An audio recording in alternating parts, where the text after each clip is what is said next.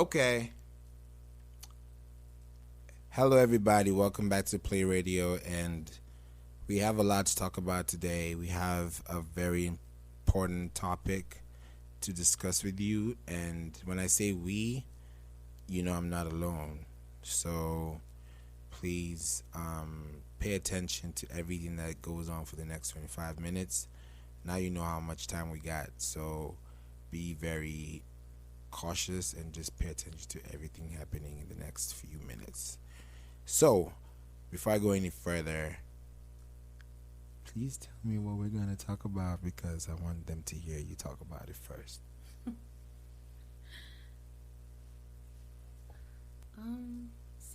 We're gonna be talking about artists and like how they put themselves out there. And one of the main categories I want to focus on is like how artists get themselves plays on movies, especially big box office hit movies.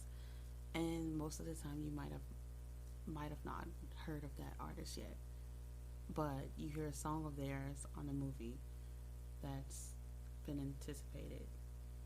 How do they go about getting that type of exposure? And what all goes into the process of success afterwards? So, That's a really sensitive topic, which is good because most people don't know how to get their music out there. But the whole point of getting your music out there should not be for the reason of being heard because you just dropped a song on a Friday. The reason why your song should be heard is because you have a message and you need to have a team that can get that message out there. So that's the only way I believe that you can be able to build a strong found base. And look at people, for example, like Cardi B. She came out and she had a very solid team, which she still does, and she's strong and she has a team. I know she's doing it by herself, but there's a big ass team behind her because they know the work it takes to get and stay consistent. Kendrick has a team. Jay-Z has a damn Rock Nation. So you have to know that when you do stuff, you have to be intentional. And when you make music, just like this song that I dropped mm-hmm. called Best. Oh, let everybody know this is you in the background. Oh yeah, that all you keep hearing is me. Yeah, and it's all Maya's idea. Yeah. So it's great. And I think for artists, let me say like this before I even go further. If you haven't registered your music or copyrighted your music, then please don't do that because you're already spoiling your catalog by not being registered. You need to go to BMI, ASCAP, EMI, and just have your stuff registered. I have my registered stuff with BMI because I know how important music is for me. So you need to register your music and then go to literally, let me tell you how easy this is. Let me just give you like a case example. Go do a great song, have like a couple of bucks around you. Let me give you like $100 bucks. Like this, that's just like off the rip. Do $100, have a song, and then drop that song and then go to a gas station, talk to the manager and say, hey, like, can you play my music or something? Or just be very active in your city and then maybe put some cards and then let them pick the cards for free, but engage with your audience because that way people are going to see what you do. And the more you keep doing it, of course, the first time it's not going to be like, oh, everybody fucks with my music. Nobody probably cares. And don't let that stop you because if you did, or if we did, we wouldn't have people like Ed Sheeran today. Right. We wouldn't have people like Lizzo today. So you need to be very serious about what you want to do, and you got to do it the right way and have a team. When you have a team, have advisors, and this is the gold tip. When you have these three things, everything else will work out. Have a lawyer, have an accountant, have a manager. The manager will do everything else you need to worry about or not worry about. The lawyer and the accountant will definitely handle all the legal and financial work that you need to not worry about because you're creative. So be intentional. But I also want to know what you think because the industry is changing today and everybody has crazy music and you're an old soul. You have amazing music taste. So Yes. Thank you. you're welcome. Yes, I'm also. And the way I look at it is like everything that you just said, first of all, is very important as far as engagement. You want to have artist engagement. You want to put yourself in a position to where people feel like they can relate to you, and that's to me what makes artists blow up. And the I think all of that kind of like birthed a question in me, like, do you think that's how some of these artists actually get to a movie? Because are they going out into the community? Are they like not necessarily trying to get big numbers online yet, but are they going out into the community? Because I know when I did the whole PR thing for my artist, what we wanted to do was we wanted to get him flyers, we wanted to get him posters, and we wanted to post it by all the Waffle Houses in Georgia, where people go. We wanted to like get his name out there to the point where we're posting him in so many different places. People are like, who is this? Like, who is this? Like, I'm seeing him everywhere. Who even is that? So that's the approach we kind of took. And even as a PR, I wasn't even his promo team, but I still acted as that, in a way, because he wasn't that big and we weren't that big as a team. So wherever he goes, we go. So I think, is that something you think is a smart idea? Because when I think of artists who made it on like movies and TV shows, I had no idea who they were before they made it to this show that did the hard promo work already, that established itself. You had no idea this scene was going to happen where this person's song was in the background, and they were good enough to make you like Shazam it and wonder who this is. Exactly. And it makes me think of SZA. I was talking about her earlier. So Solana. Shout out to SZA, by the way. Shout out to SZA. I just looked it up. So she's actually signed to TDE. So when it comes to a team, like you mentioned earlier, a good team might have just been TDE for her, because we found out about SZA. Well, I did in Power.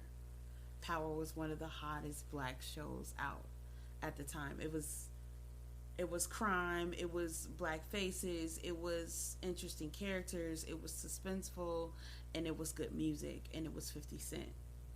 So when I heard her on here, I was like, she's really good. I'm pretty sure that's why 50 chose her. And I automatically Shazammed the song. I found out the song was called I can't remember the name of the song, but it's a vibe, and I promise we'll put it in here somewhere. Like, we'll try to tag it. Yeah, we'll make sure we give it to you guys live and direct. It was an early, like, season 1, definitely season 1 of Power. Ooh, and season 1. Yeah, and Ghost was taking a shower, and her song came on. It was pretty dope. I'm gonna find it right right now. I feel bad because I usually know it. I don't know where your phone is. You see, we're gonna give it to you guys really good today. Like, we have so much information to tell you. So, but I think that she did a good job. Like, yeah, because she made it to a show, and I would have not have known about her if it wasn't for that show. And now I'm more connected to her than I am with Power. Isn't that crazy? That's what happens when you now connect artists and you connect music because you have an intention. Did you remember when SZA came out with the track with Kendrick on Black Panther? That just popped up, actually. All the Stars? Yes. Yeah, that song, I played that song in 2017 back to back to back to back. You know when you drop those 2019 rapped artists, at the end of the year, it tells you how many songs you listen to? That song was like on number 1. Oh, the song is called Bed. I think it's called Bed by SZA, and it is Bed. I can't believe it, girl. I'm sorry. Yeah, that's my jam. Like, that was the song that made me like stream all of her music and like fall in love with her. And she was a whole vibe before Control came out, which I love Control, but I feel like most people who got hooked on Control, they didn't really know the vibe of SZA yet. True. I think SZA is like, you have to listen to SZA when you really, really want to be in that solemn attitude and just want to embrace the artist. Because when you listen to SZA, She's a dancer too. She's a dancer. Like She's beautiful. you Dark know. skin, chocolate skin. And there's a time when she went to Australia.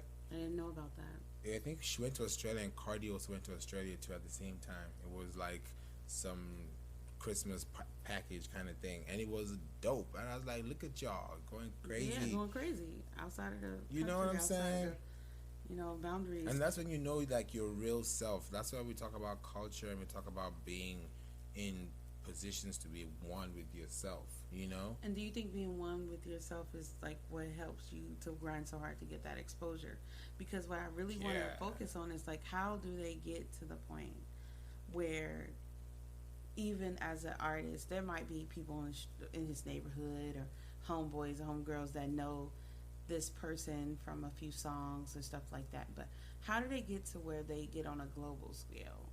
To where like they're being featured on the next hottest show or the next hottest movie, and that's how me and you find out about them. Somebody from Africa and somebody from the United States. Yeah. How do we find out about somebody from Europe?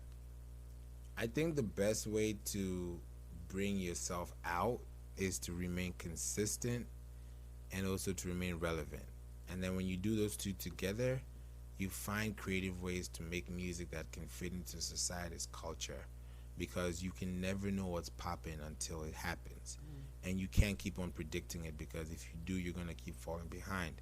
So the best way to do is be one with yourself, create the music that makes the most sense to you, and then someone is going to come up with a campaign. Yeah, I think it just happens. It just happens. It just happens to be it's crazy. This message conveys this scene in the show. Exactly. Or this scene in the movie the best in such a hardcore way that we want this to be on our movie or show. And it also is hot, it's popping, it's fire. Nobody knows what it is. So it's a brand new feel, and people are going to want to know who this artist is. So it's kind of like dual promo. Like it's a symbiotic relationship. You doing it for me and I'm doing it for you. It's mutual. Like that's cool. Like I think that when it comes to the entertainment industry, there's so many little intervals that bring it all together. Like you could be doing a commercial, but that commercial had the kind of flow that's popping. Exactly. And that's what made your commercial successful. And in the end, it also made that song more, popular. Exactly. And for you to to answer your question too, when you want to make your music known out there, the most important thing is to be everywhere. Be everywhere. Don't say, oh, I don't like Tidal. Be on Tidal. Be on TikTok. Be on Spotify. Be places that make people... Make a meme out of yourself. Exactly. Go dumb. Go crazy. Don't go crazy. The Box? The Box. Yeah. Do you know what they were talking about? How that song went from being recorded into the studio to the next was on every meme, every GIF. It was just generated and repeated so many different ways, and it was because he creatively put the song out there. He made it something memeable. Right. That's actually a term. That's a thing. Being memeable. Like be relevant. Be in the society. That's initially what it is, and it's. With The Box, when I found out about the song The Box by Roddy Ricch, shout out to Roddy Ricch. Shout out. Hey, I honestly found out about this song because it's a movie, a cartoon, probably from DreamWorks. I never even seen this movie before, but it was a guy dancing, he was getting dressed, and the meme was when your toxic ex is outside and he tells you to come outside and talk. And the guy's getting dressed in a good ass mood because that toxic, shit is good for people for a while. It's yes, I'm gonna get dressed to talk to my favorite toxic ex because he might have good sex and whatever. And Roddy Ricch, The Box was playing in the background. I'm like, this is a vibey ass song. Hey, this song makes you want to dance and makes you in a good mood. Yeah, it makes you want to get dressed and talk to your toxic ex. Right, let's go with it. And that's how I found out about The Box. And then I found out about it was SpongeBob memes. SpongeBob memes don't die, people. At all. They don't die. Y'all are forever legends. I'm just saying, if you want to somewhat go viral or you want to somewhat make something happen, get yourself a good SpongeBob meme. Facts. Get yourself a good SpongeBob meme. I've noticed with The Box, there was a lot of memes out there with the box, and a lot of them had something to do with either SpongeBob or something extremely relatable. And I think that's why that song got so successful. I don't think it's the sole reason why that song got so successful, but it's very important to think about music and the way that it's being shaped, the movement that's pushing it. And I can almost remember when memes first started being important and funny. There was a select few friends that shared them, and now memes, you're not even a person if you have not shared a meme before. I don't care if you're goth, if you're weird, if you're an introvert, extrovert, you've shared a meme. And if your meme makes it, it's going to be shared in both communities, black, white, not both, but all communities, sorry, black, white, gray, orange, pink, purple, to the United States, different continents, whatever. If your meme is good, it's going to get shared. So if you're an artist and you can make your work into a meme, that is the quickest way to get clicks, revenue, numbers. Because people love memes. People love relatable stuff. A meme is essentially just relatable. Look at what's going on with Tootsie Slide. Look at what happened with Old Town Road. All these songs are big, and it's because somebody just made a TikTok or video or like a very relatable meme. So Carol Baskin. You know what I'm saying? Like she killed her husband and she whacked him. And you know what I'm saying? To me, that Savage is clearly where that came from. So I know you guys know Megan Thee Stallion's song Savage on her album or her EP. Like, what was that recently released? She had an album release for Savage on Sugar. Yeah. So Sugar. Shout out to Meg. And Savage is one of the songs that blew up on TikTok. And that's another thing. Like, was it pure coincidence? Was it something that she pitched out to them? Like, yo, these kids on TikTok will love this. You just never know. You just kind of expose yourself to opportunities to let those doors open for you. And those artists probably went out there and they was like, yo, there's somebody filming in my hometown, a big movie. It's an action movie. A lot of the songs I make go really well with action. Yeah. Let me just send them my sample or demo and see if they like anything. And you could happen to have a song that relates exactly to a scene, like we said earlier, in that movie or show. And guess what? Now they want you. Now you blow up. Like Lucas Joyner. We cannot have this conversation without talking about Lucas. Oh, Lucas. I think he's a surprise. Like, ever since he started the thing about racism, then he talked about Will Smith, then he did the thing about everybody who passed on.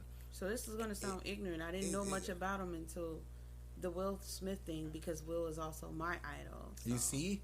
That's how relevant society... That's how relevancy... Because, exactly. Because let's say he stopped at the first thing, he probably wouldn't have been heard by another 100% million people that have heard him today because he was still relatable. Reposted it. Right. So, you know how many followers he has? Do you know how many followers? Like, Will Smith? Let me check this out. Shout out to Will Smith. Shout out to Will Smith.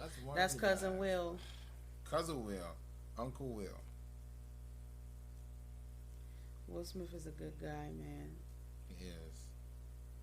Like, that guy has great kids, super talented, a lot of talent in his family. Smart. His beautiful wife. 44.2. Not only is his beautiful wife, it's Jada Pinkett Smith. That's Jada Pinkett. Like, you cannot but go. But back to Lucas Joyner, though, he did something that a lot of millennials can relate to. Yes. He expressed love for somebody who influenced us. I don't care who you are.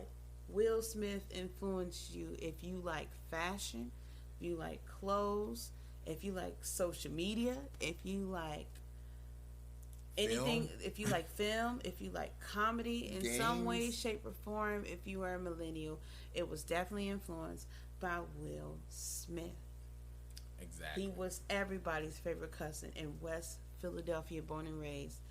And when he took his ass to Bel Air, guess what you did?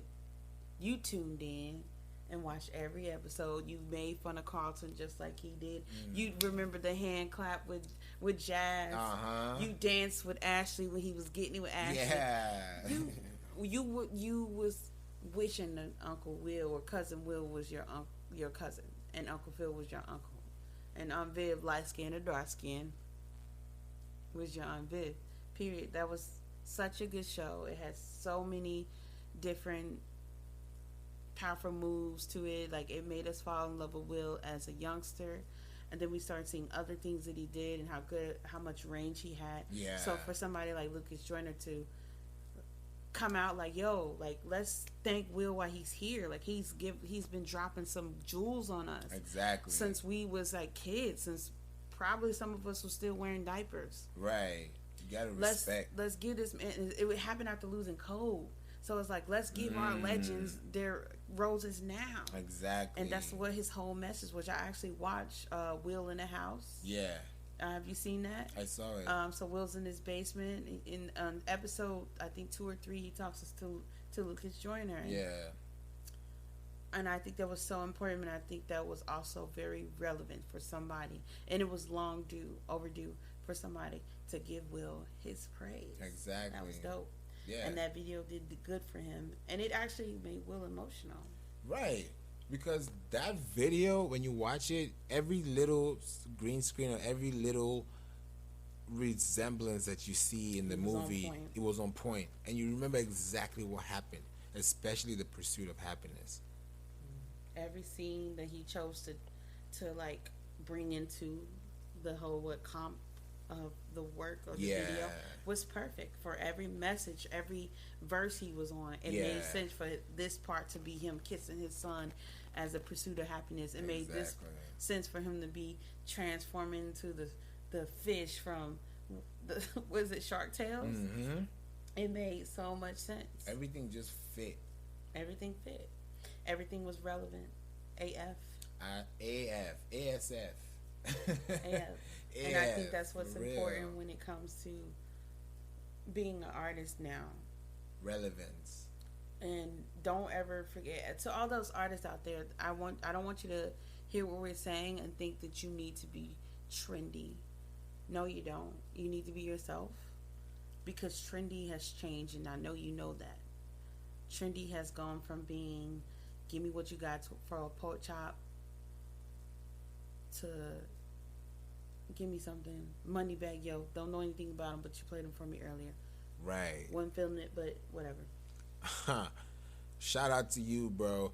But I think at the end of the day, I feel like with music, if that's what you want to really do, you're going to take your earnest time and energy to give out the world the best, because you're giving out to the world. Whatever the best is for you. Like, you right. can be the type of artist that likes... You can't give yourself shit. Yeah, you could be the type of artist that likes old school vibe, 70s vibe, 80s vibe, or now, or futuristic vibe. And blend it in. Weird shit. You could be that kind of artist, and we need that. And when I say don't get stuck in trendy, I mean, like, don't get stuck in what you think is the wave. You know what the craziest part about it is? Because every wave started with something. A new push, you know? Yeah. A new force of wind. The craziest part about this, and this is what we're going to say before we're going to log off, is this is the 20s, guys. This is 2020. This is not 2010. Do you hear the difference? 2020 means between 2020 and 2030, there's going to be a new wave of music. The way we say, oh, the 70s, the way we said the 80s. Yeah, we're going to have the 20s music. We already have the 10s. We have throwbacks now. Wow. We have throwbacks. And think about it like that. You know what I'm talking about? Like, this is facts. So just put in your work, put in your bag, get your music, create that wave. Come out with the next wave. Come out with the little Uzi. You know, it's my turn too. Yeah, yeah, for real. It's your turn too, Maya.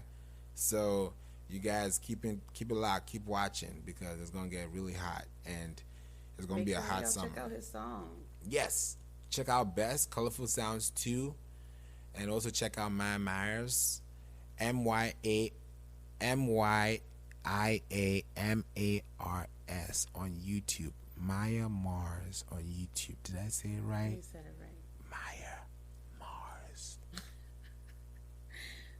It was very fun. This was a good one. I like this. I had a good time. Me too. This is how it is, guys. You know, we don't have time to be being serious and being formal. This is how we do it, live and direct. Middle day because I can't say late night. Cheers.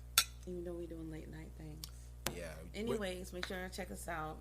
Please stay tuned. I enjoy your show every time. Thank you so much for coming on board. This is one of the best shows of the century.